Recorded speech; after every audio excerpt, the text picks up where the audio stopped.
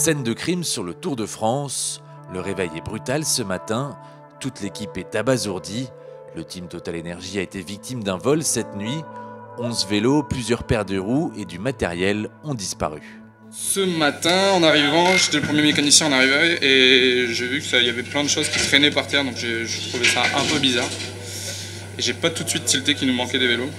Et en regardant un peu plus large dans le camion, j'ai vu qu'il nous manquait des vélos à 7h du matin. Et vu que j'étais le premier mécanicien, je me doutais bien qu'ils n'étaient pas sur les véhicules et qu'on n'avait pas encore gonflé les vélos. Le camion a été fracturé dans la nuit. Donc c'est un petit branle-bas de combat ce matin, donc ça n'empiétera pas sur la course, heureusement par rapport aux coureurs. Les mécanos ont fait le nécessaire. Il va manquer seulement des vélos de rechange pendant la compétition, mais ça va arriver plus tard. Et donc la brigade de recherche est ici pour commencer à mener l'enquête. Un coup dur pour les coureurs, mais eux restent focus sur la course. C'est toujours des choses qu'on ne veut pas voir, surtout dans le sport. Voilà, on ne fait pas du vélo pour ça, mais bon, c'est comme ça, c'est la vie. Il faut déjà se tourner à l'étape et nous, les coureurs, on ne va pas trop se préoccuper de ça. Non, voler le vélo 3. Non, c'est le vélo 3, c'est le vélo 3 les gars qui ont volé. Non, tous les vélos 3. Enfin, si tu peux, mais t'as un parking loin, il faut marcher après. Ah non, il y a le vélo 1 et tu vélo. Ah putain, bah oui, il n'y a plus qu'un vélo. Autant mettre le vélo du jardin sur la voiture 2.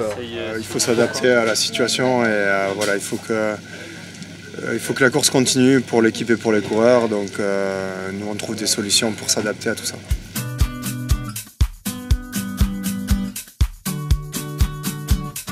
Custom de la part d'Anthony.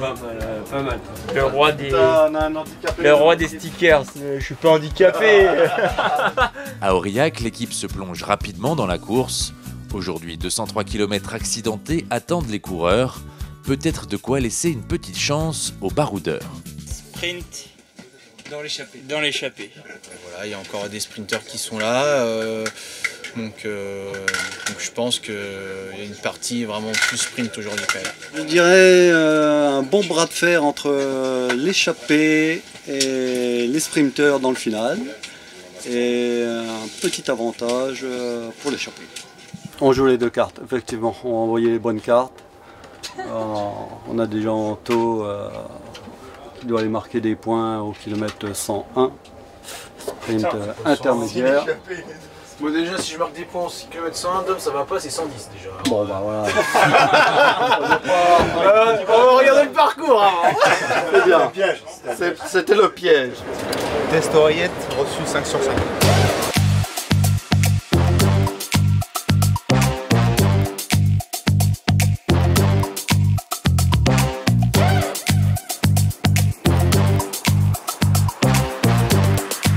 Une échappée pas si facile à prendre.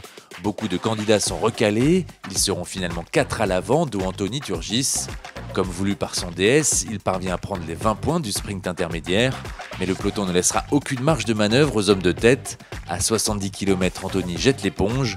Le peloton remporte la bataille puisque c'est un sprint qui a lieu à Villeneuve-sur-Lot. C'est encore Binyam Girmay qui s'impose. Anthony est quant à lui 17e. Une place honorable compte tenu de sa journée dans l'échappée. Quand le peloton est revenu à 1 minute, je sentais que j'étais limite pour vraiment accélérer.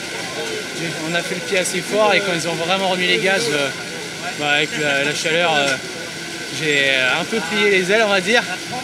Je me suis dit de me refaire un peu la cerise dans le peloton. Après, voilà, ce que j'ai fait en début de course, le sprint, pas forcément quand ils mettent vraiment les gaz sur faux plat montant, j'ai un peu de mal, mais j'étais quand même là. Donc, non, une très bonne journée. Après, avec une échappée très solide, une journée très dure encore. Prochaine étape, Agen-Pau, 165 km qui laisseront probablement une dernière chance aux sprinteurs avant les Pyrénées.